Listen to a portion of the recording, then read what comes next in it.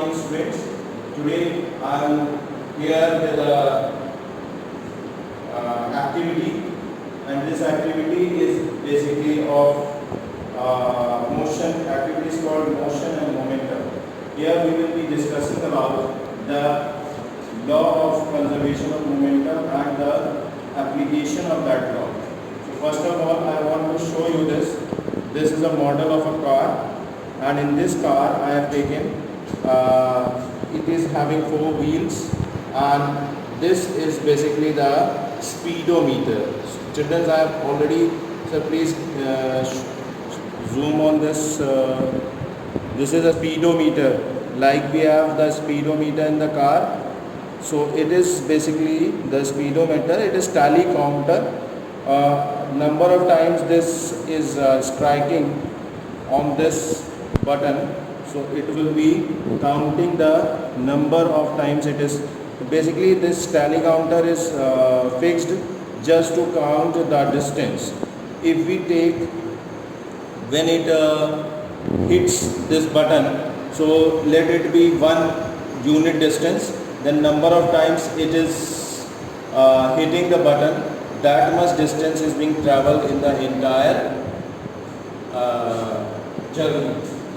This is the second car. This is a simpler car, simpler version of the car, and there is one more difference between these two. This car is little heavier, okay, because we are having tally counter and all these things we are having, and this is little lightweight. Okay, this is heavier one, and this is lightweight. So now we will test the law of conservation of momentum. So according to the law of conservation of momentum, first we will do the activity, then I will explain the law. First of all, if I just move this car, so the number of times it is hitting, the counter is hitting, it is recording the distance.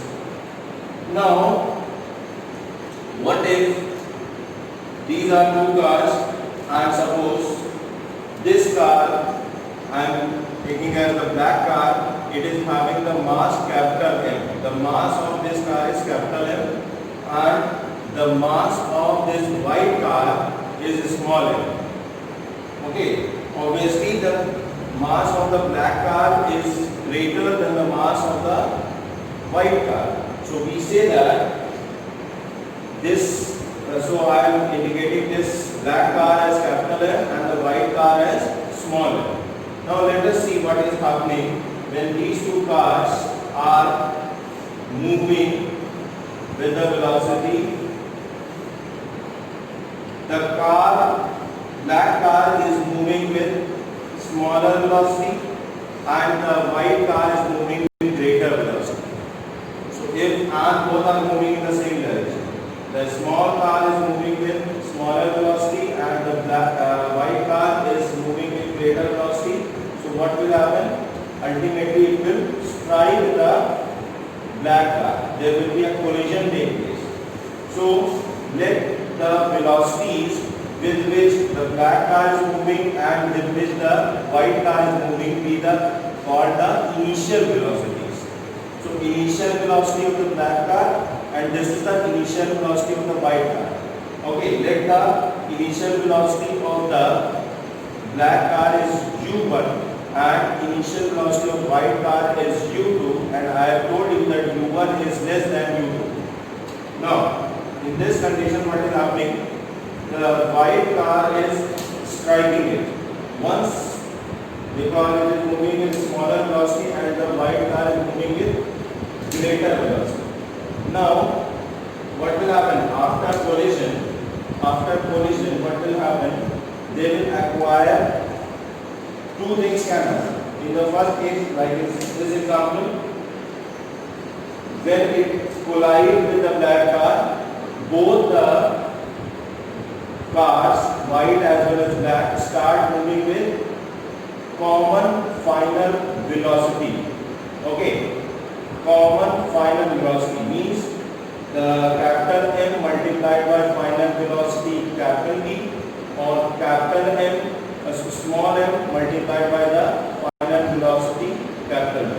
Second thing what can happen is that if both the cars are moving towards each other and they are striking, both cars are moving towards each other and they are striking each other.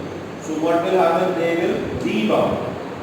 Okay, after collision, they will move away. Okay, just see very carefully what happens. So they are rebounding. When they are rebounding, they start moving with different final velocities. So different final velocities they start moving. Now you can clearly see one thing, that one with the lighter weight will start moving with the greater velocity, and one with the heavier weight moves with a smaller velocity. Isn't it? Why it is so? Because momentum of the final momentum, total final momentum will be same, but since the body white car is having smaller velocity, so it will acquire a smaller mass, so it will acquire greater velocity. The total momentum will be same, but mass here is more, so the velocity acquired by the black car will be less. Okay, because velocity will be inversely proportional to the mass. Like one more example I can give you about the recoil velocity. When a gun is fired, there is a Newton's third law of action and reaction. So what is happening? The bullet is having a smaller mass and it moves with a greater velocity. However, the recoil velocity of the gun will be less because gun is having greater mass as compared to the bullet. So same thing is happening here also, that a black car is having what? Black car is having heavier means greater mass. So it moves when they collide with each other. So the rebound of the black car is small. It moves with a smaller velocity. But the white car, rebound of the white car is greater because it is having lesser mass. So it moves with a greater velocity. And when they are moving with initial velocities, u1 and u2 and the mass m1 and m2, these are the initial momentum of the m into v1, m into u1 and m2 into u2. These are the initial momentums of black car as well as the white car, and when they strike, at this time the action and reaction force take place, that is Newton's third law will take place, that force exerted by the black car or the white car will be same as the force exerted by the white car or the black car, but this will be in the opposite direction, and then when they move apart, they move with the final velocities v1 and v2. Now the momentum acquired by the black car will be, final momentum of the black car will be m into capital V, and final momentum of the white car will be m into capital V2.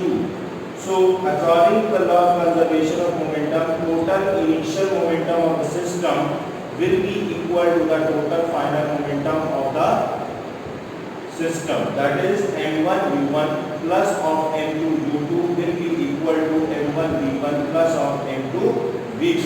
And in the case when I have told you about the fire of bullet, when the initial momentum is 0, then initial momentum of both the bullet and gun are 0, then in that case the total final momentum will be equals to 0. Hope you have understood the concept of linear momentum.